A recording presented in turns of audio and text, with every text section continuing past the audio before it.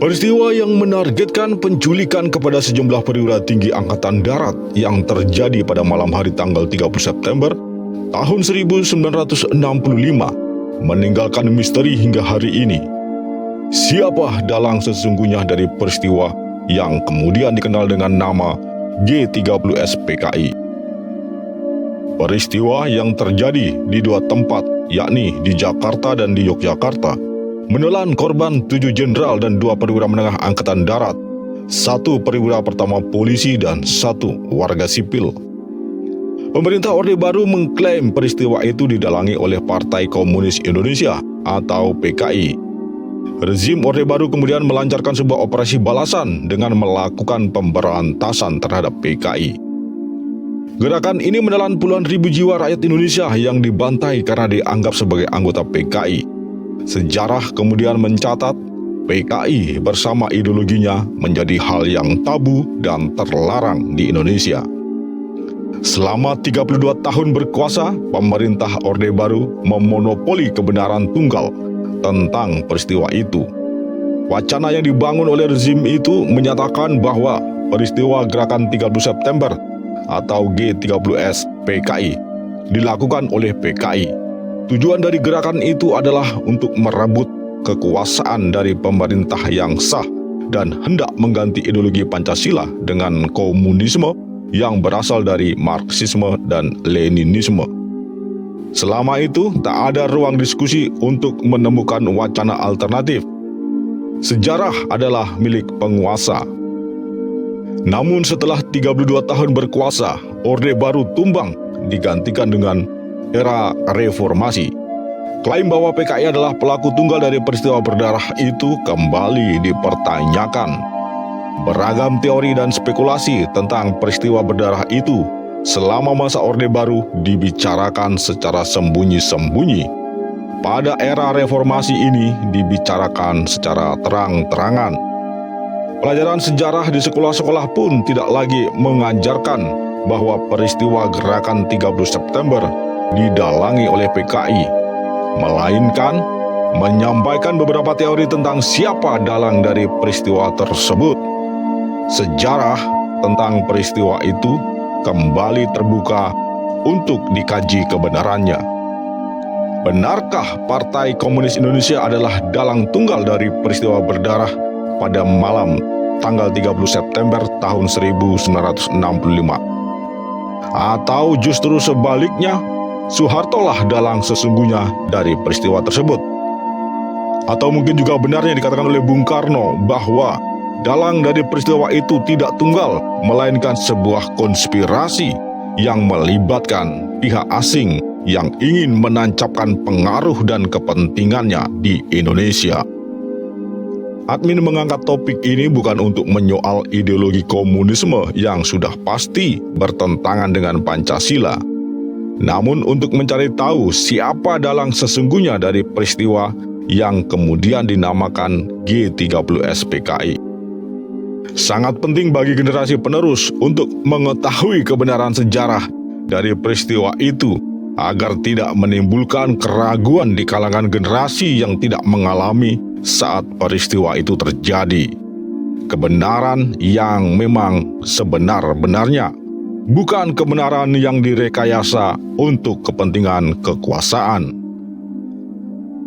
Setidaknya ada 9 teori yang berbicara tentang siapa sebenarnya yang bermain di balik peristiwa berdarah itu. Untuk mengetahui teori-teori itu secara lengkap, simak video ini hingga selesai.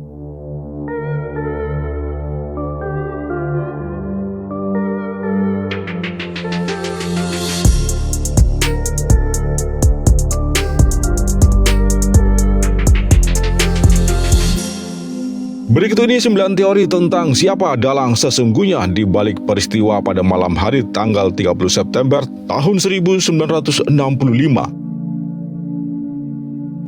Teori pertama, G30S PKI adalah hasil operasi intelijen Amerika CIA. Perang dingin antara Amerika dengan Uni Soviet memecah peta politik dunia ke dalam 2 blok, yaitu blok komunis dan blok kapitalis. Indonesia yang merupakan pelopor negara-negara non-blok, yaitu negara-negara yang bebas dari pengaruh kepentingan kedua blok yang sedang bersaing, dinilai oleh Amerika tidak netral lagi. Amerika mengetahui bahwa lebih dari 3 juta penduduk Indonesia telah bergabung dengan Partai Komunis atau PKI. Ide Presiden Soekarno untuk merangkul komunis dengan doktrinnya nasionalisme, agama, dan komunisme, atau kemudian lebih dikenal dengan Nasakop, dinilai Amerika memberi peluang yang besar kepada PKI untuk menjadikan Indonesia sebagai negara komunis. Hal ini akan merugikan kepentingan Amerika di Indonesia, yakni untuk menguasai sumber daya alam yang melimpah, terutama minyak bumi, emas, dan nikel. Oleh karena itu, opsi terbaik bagi Amerika adalah menghancurkan PKI dan melengsarkan Soekarno. Tentang peran Amerika di dalam operasi berdarah yang disebut dengan G30 SPKI itu dikemukakan oleh Profesor Peter Dale Scott dari California University. Di dalam karya ilmiahnya yang kemudian diterbitkan menjadi sebuah buku dengan judul CIA dan Penggulingan Soekarno, Profesor Dale mengungkap bahwa CIA membangun relasi dengan para perwira Angkatan Darat di Sesquat. Salah satunya adalah Soeharto. Keterlibatan CIA dalam rencana kudeta untuk menggulingkan Soekarno juga diungkapkan oleh jurnalis Belanda bernama Willem Oltmans dalam bukunya Di Balik Keterlibatan CIA, Soekarno Dikhianati. Hal yang sama diungkap oleh sejarawan Baskara Tulus Wardaya dalam bukunya yang berjudul Soekarno Menggugat. Di dalam kedua buku itu diungkapkan keterlibatan aktif CIA dalam merancang skenario kudeta kepada Presiden Soekarno. Sejarawan John Rosa dari British Columbia University, Kanada, mengungkapkan bahwa pada tahun 1965, Amerika memberikan bantuan kepada Kostrad, beberapa unit radio komunikasi yang antenanya didirikan di depan markas Kostrad, di mana Soeharto sebagai panglimanya. Jurnalis Kathy Kaden melakukan investigasi kepada para mantan pejabat tinggi Amerika Serikat dan menemukan bukti bahwa Amerika Serikat memantau komunikasi Angkatan Darat melalui radio-radio tersebut. Dengan informasi yang diperoleh melalui radio komunikasi itu, CIA mengetahui peta kekuatan militer yang loyal dan yang anti kepada Soekarno. CIA menyusun daftar para perwira dan mengklasifikasikan berdasarkan kecenderungan politiknya.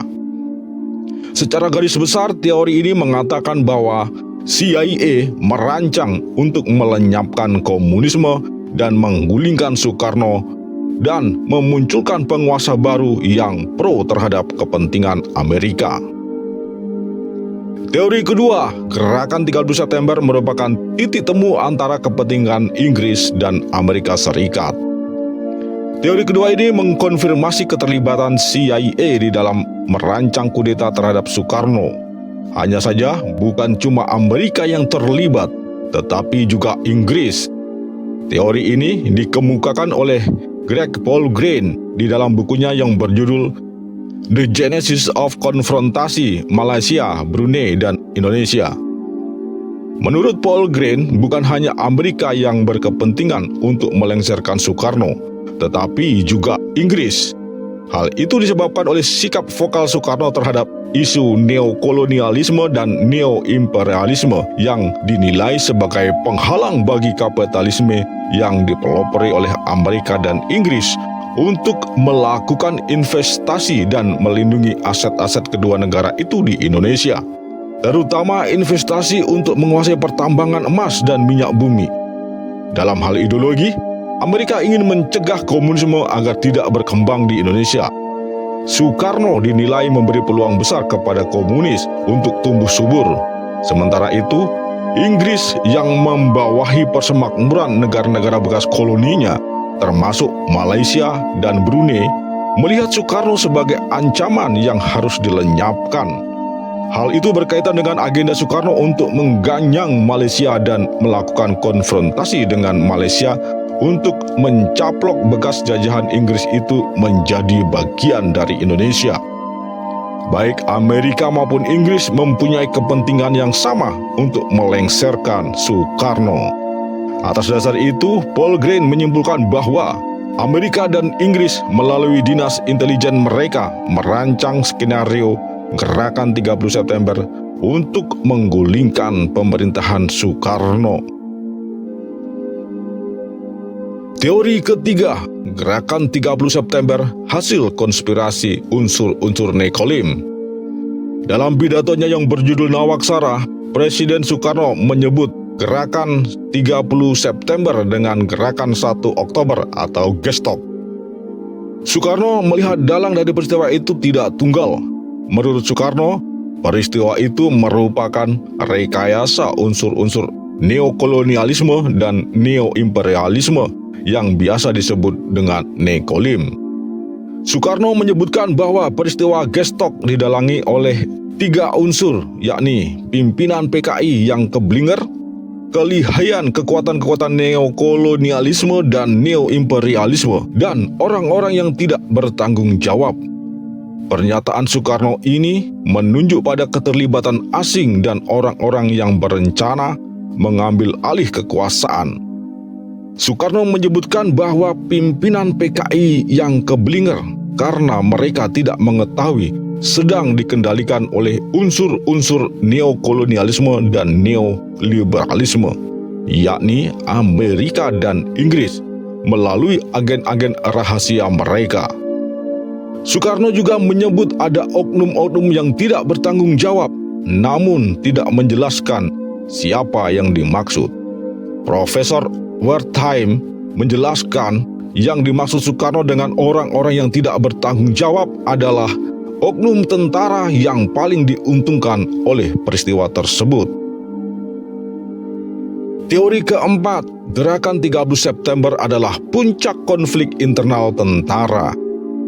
Teori ini didasarkan pada adanya perpecahan di tubuh angkatan bersenjata, yaitu persaingan antar matra maupun pilihan-pilihan politik yang memecah tubuh tentara menjadi 2, yakni pro-Nasakom dan anti-Nasakom.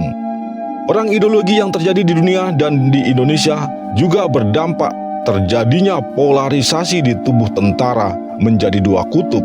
Satu kutub cenderung kepada komunisme dan kutub lainnya cenderung kepada kapitalisme. Letkol Untung, salah satu perwira yang condong kepada komunisme, mengkritik sejawatnya sejumlah jenderal yang hidup mewah dan memperkaya diri.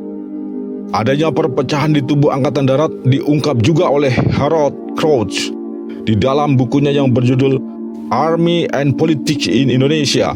Crouch mengungkap bahwa menjelang tahun 1965 di dalam tubuh angkatan bersenjata terpecah menjadi 3 faksi, yakni faksi kiri yang mendukung Nasakom dan mendukung Soekarno, faksi tengah yang anti Nasakom tetapi mendukung Soekarno, dan faksi kanan yang anti Nasakom dan anti Soekarno.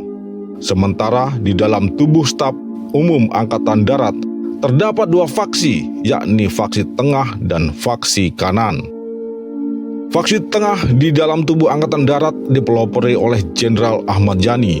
Ahmad Yani adalah jenderal kesayangan Soekarno. Dia seorang Soekarnois, namun Ahmad Yani berselisih paham dengan Soekarno dalam hal ide tentang Nasakom. Menurutnya, menyatukan nasionalisme, agama, dan komunisme merupakan kekeliruan yang fundamental, sebab antara agama dan komunisme seperti minyak dan air. Meskipun demikian, Ahmad Yani tetaplah loyal terhadap Soekarno. Kebijakan-kebijakan Ahmad Yani yang dinilai ambigu, di satu sisi anti terhadap komunis, tetapi di sisi lain sangat Soekarnois, mendapat tentangan dari mereka yang dimaksudkan sebagai faksi kanan. Mereka yang bersikap demikian adalah Jenderal Abdul Haris Nasution dan Mayor Jenderal Soeharto.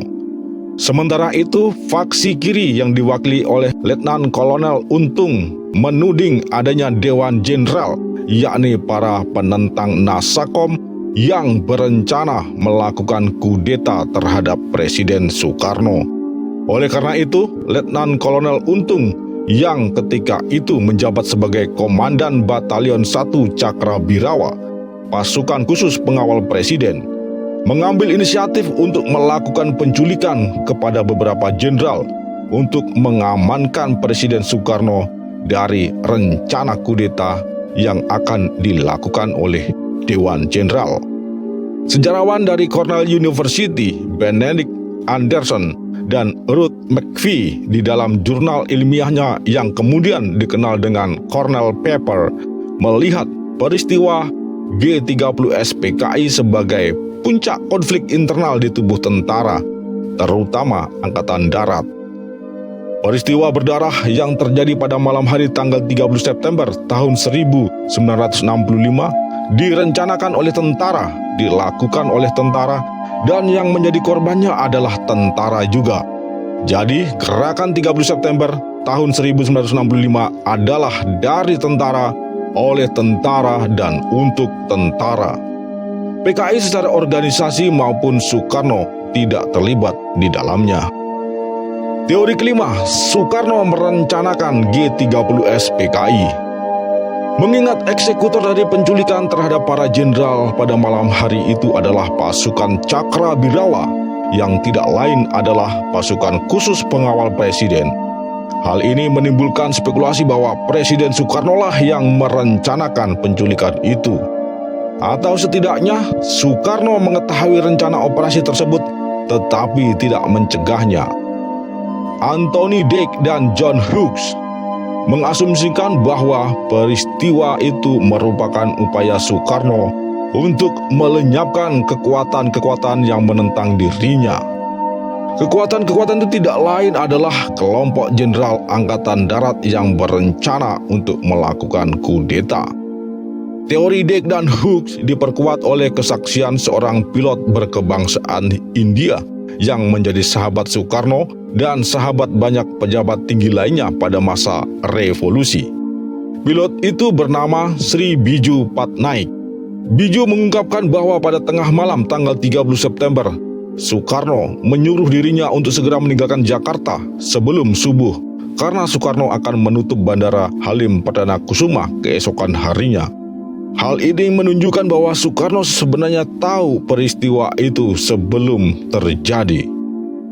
Teori Dake dan Hughes serta kesaksian Biju itu mendapat kecaman keras dari keluarga Soekarno. Peneliti utama LIPI, yakni sejarawan Asfi Marwan Adam, menilai teori tersebut adalah sebuah upaya desoekarnoisasi. Pendapat yang menuding Soekarno sebagai dalang dari peristiwa berdarah itu merupakan upaya untuk menghitamkan Soekarno dalam sejarah bangsa Indonesia. Asfi menilai buku Soekarno File karangan Anthony Dake adalah sebuah pembunuhan karakter terhadap Soekarno. Yayasan Bung Karno menerbitkan sebuah buku yang berjudul Bung Karno Difitnah untuk mengkanter teori Dake dan Hughes. Di dalam buku tersebut disertakan kesaksian dari Kolonel CPM Maulwi Sailan, wakil komandan Resimen Cakrabirawa kala itu, yang membantah keterlibatan Soekarno dalam peristiwa G30S PKI. Menurut Sailan, Letnan Kolonel Untung menggerakkan Cakrabirawa atas inisiatifnya sendiri tanpa sepengetahuan Bung Karno. Teori ke-6, G30S PKI adalah konspirasi antara Mao Zedong, Soekarno, dan Aidit. Seorang ilmuwan asal Ceko bernama Viktor Miroslavik dalam bukunya yang berjudul Kudeta 1 Oktober 1965 menyebutkan bahwa peristiwa berdarah yang disebut gerakan 30 September itu merupakan konspirasi yang didalangi oleh Mao Zedong, Aidit, dan Presiden Soekarno. Miroslav memaparkan keterlibatan Ketua Partai Komunis Cina Mao Zedong dalam kudeta berdarah gerakan 30 September. Tujuan dari penculikan para jenderal itu ialah untuk membersihkan musuh-musuh Soekarno dan memuluskan Partai Komunis Indonesia menjadi partai tunggal di Indonesia. Menurut Miroslav, konspirasi antara Mao Zedong, DN Aidit, dan Presiden Soekarno ternyata tidak berjalan sesuai rencana. Akibatnya justru terjadi kontraproduktif, yaitu menjatuhkan kekuasaan Presiden Soekarno dan menghancurkan PKI sendiri. Teori ketujuh, PKI adalah dalang dari gerakan 30 September. Teori yang menyatakan bahwa Partai Komunis Indonesia adalah dalang dari gerakan 30 September dikemukakan oleh seorang jurnalis Amerika bernama Arnold Brinkman dalam bukunya yang berjudul The Communist Collapse in Indonesia yang terbit 4 tahun setelah peristiwa itu meletus. Menurut Brinkman, Partai Komunis Indonesia bersama biro khususnya yang melakukan rekayasa di dalam tubuh angkatan bersenjata sehingga meletuslah peristiwa berdarah tersebut. PKI memperalat unsur-unsur tentara untuk melakukan perebutan kekuasaan. Argumen dari teori ini diperkuat dengan rentetan peristiwa yang menyusul kemudian yang dilakukan oleh kelompok masyarakat di beberapa daerah yang menamakan diri Sentral Komite PKI. Motif dari peristiwa itu ialah Partai Komunis Indonesia ingin menjadi partai tunggal dan menjadikan Indonesia sebagai negara komunis seperti Republik Rakyat Tiongkok. Di dalam bukunya itu, Brinkman menyertakan hasil wawancara dengan Soeharto. Soeharto membantah segala tuduhan bahwa dirinya terlibat sebagai perekayasa peristiwa berdarah itu. Brinkman menggarisbawahi bahwa karena Soeharto terbebas dari kepentingan, maka dia dapat mengambil tindakan-tindakan tegas untuk menumpas pemberontakan yang dilakukan oleh PKI. Teori Brinkman ini menjadi dasar bagi Profesor Dr. Nugroho Noto Susanto untuk menulis buku putih yang menerangkan peristiwa G30S PKI. Buku putih itu selama 32 tahun dipropagandakan oleh pemerintah Orde Baru sebagai satu-satunya kebenaran sejarah terkait peristiwa berdarah tersebut. Buku itu menjadi rujukan bagi materi pembelajaran sejarah yang diajarkan di sekolah-sekolah. Buku itu pula yang menjadi dasar pembuatan film G30S PKI yang setiap tahunnya ditayangkan di televisi. Maka tidak heran jika teori ini yang paling banyak dipercayai kebenarannya oleh rakyat Indonesia. Meskipun demikian, beberapa kritikus sejarah menilai bahwa teori ini mengandung kejanggalan. Ketika peristiwa itu terjadi, hubungan antara Soekarno dengan PKI sedang mesra-mesranya. Banyak kader PKI diakomodir oleh Soekarno untuk menduduki posisi penting, termasuk menteri di dalam kabinet.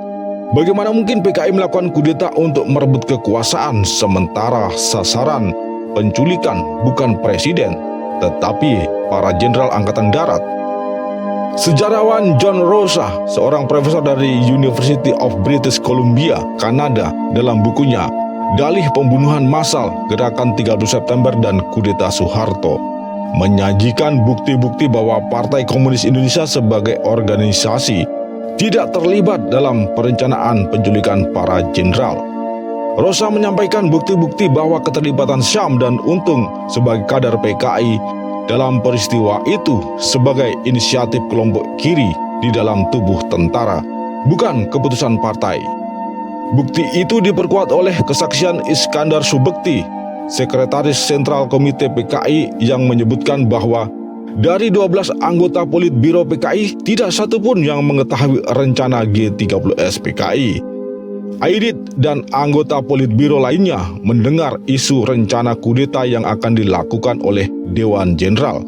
Terhadap hal itu, Politbiro menyerahkan sepenuhnya kepada Aidit untuk mengambil tindakan atas isu tersebut. Aidit membentuk tim khusus yang terdiri dari anggota Biro Khusus yang diketuai oleh Sam Kamaruzaman dan Komisi Militer yang diketuai oleh Letnan Kolonel Untung. Tim khusus ini diberi 2 opsi untuk merespon isu kudeta yang akan dilakukan oleh Dewan Jenderal. Opsi pertama, menggagalkan rencana kudeta tersebut dengan melakukan aksi yang mendahului. Opsi kedua, membiarkan Dewan Jenderal melakukan kudeta kemudian membuat aksi balasan. Pemilihan kedua opsi itu sepenuhnya diserahkan kepada tim khusus tersebut. Oleh karena itu, pimpinan pusat dan cabang PKI di daerah-daerah tidak ada yang mengetahui rencana tersebut. John Rosa melihat ada misteri yang perlu diungkap. Mengapa Letnan Kolonel Untung memutuskan mengambil opsi untuk melakukan tindakan penculikan kepada para Dewan Jenderal? Apapun alasan yang menjadi pertimbangan Untung mengambil opsi itu, hal itu menegaskan bahwa keputusan untuk melakukan aksi penculikan itu adalah bukan keputusan partai, namun keputusan tim khusus yang sifatnya rahasia. Teori ke-8, Syam Kamaruzaman, perancang gerakan 30 September. John Rosa menyimpulkan bahwa perancang gerakan 30 September yang sesungguhnya adalah Syam Kamaruzaman, sedangkan Letkol Untung beserta tentara yang berhaluan kiri adalah eksekutor lapangan. John Rosa mengungkap adanya dua kelompok dari PKI yang bermain dalam peristiwa itu, yaitu Komisi Militer dan Biro Khusus. Komisi Militer yang terdiri dari Letnan Kolonel Untung, Brigadir Jenderal Suparjo, dan Kolonel Latif merupakan perwira militer aktif. Sedangkan Biro Khusus adalah badan intelijen partai yang juga diisi oleh para intelijen tentara dari 3 matra. Biro ini dipimpin oleh Syam Kamaruzaman.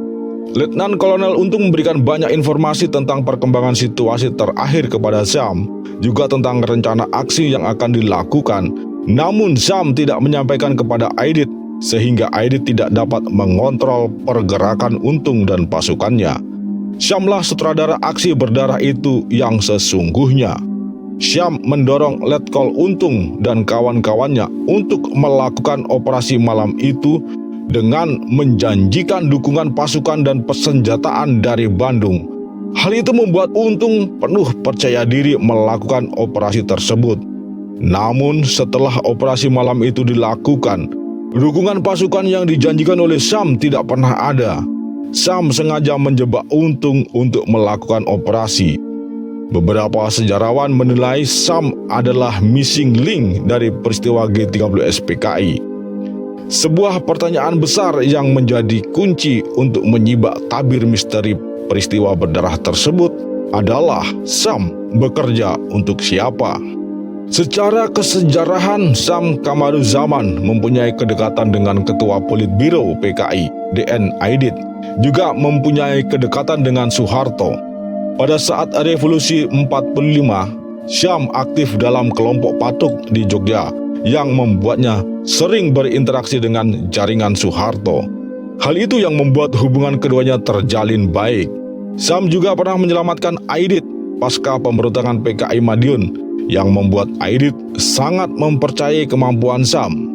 Ketika Aidit menjadi ketua PKI, dia menunjuk Syam sebagai ketua Biro Khusus. Sebagai ketua Biro Khusus, tugas Syam adalah salah satunya menjalin hubungan dengan militer untuk mengetahui isu-isu kepertahanan dan keamanan. Hal itu tidak sulit bagi Syam karena berteman dengan Soeharto dan beberapa perwira dari kelompok Patuk. Dalam pledoinya ketika di persidangan Mahmilub tahun 1967, Syam mengaku merekrut para perwira militer bukan sebagai anggota PKI tetapi bertindak atas nama PKI. Salah satu perwira yang berhasil direkrutnya adalah Suparjo. John Rosa mengungkap bahwa Syam adalah agen ganda.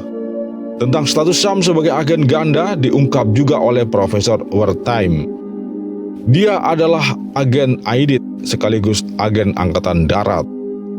Soekarjo Wilarjito, mantan pengawal Presiden Soekarno, memberikan kesaksian yang dimuat dalam bukunya Mereka Menodong Bung Karno, mengungkap sepak terjang Syam di dunia intelijen.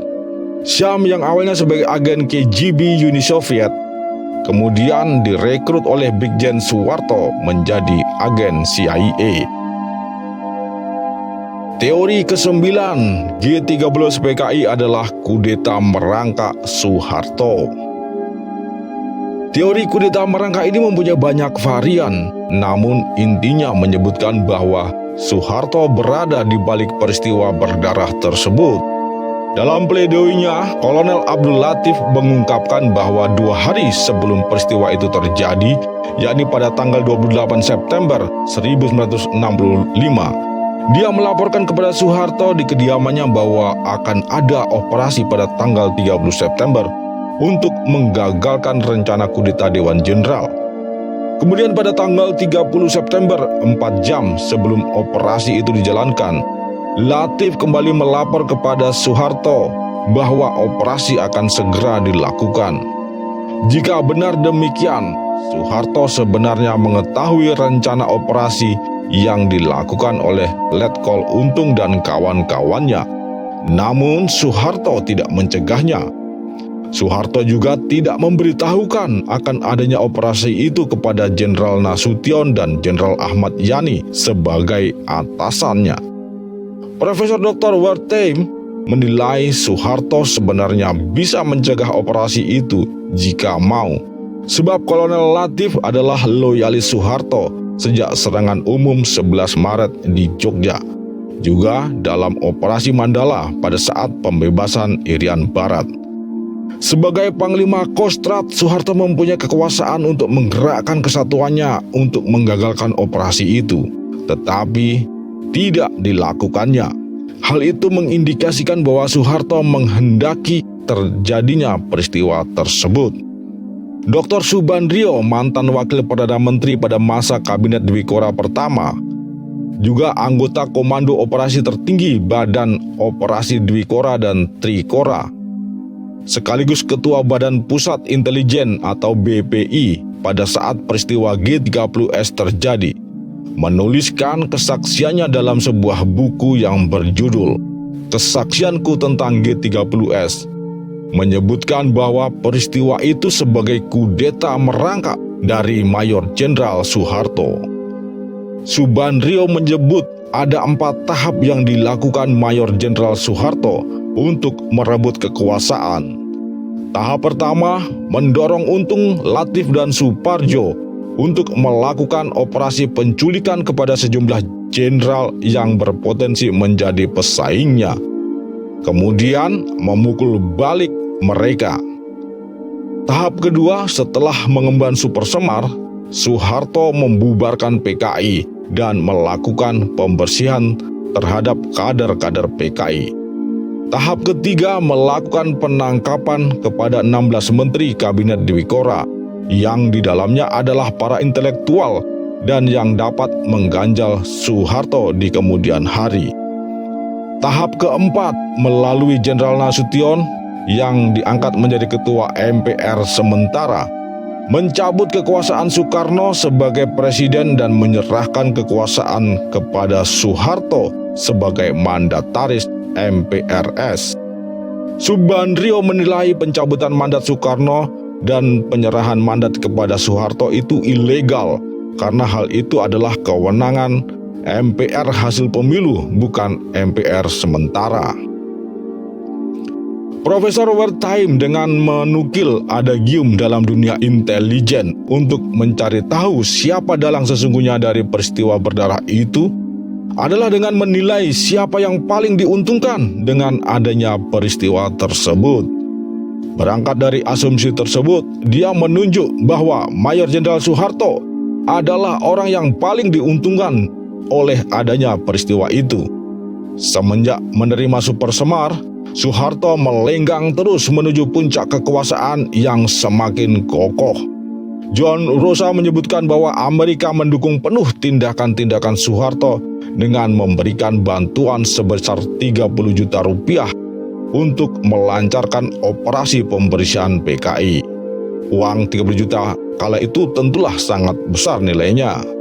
CIA juga menyerahkan daftar orang-orang yang harus dibereskan oleh Soeharto melalui operasi pembersihan. Setelah Soeharto memegang puncak kekuasaan di negeri ini, hubungan Indonesia dengan Amerika terjalin sangat baik.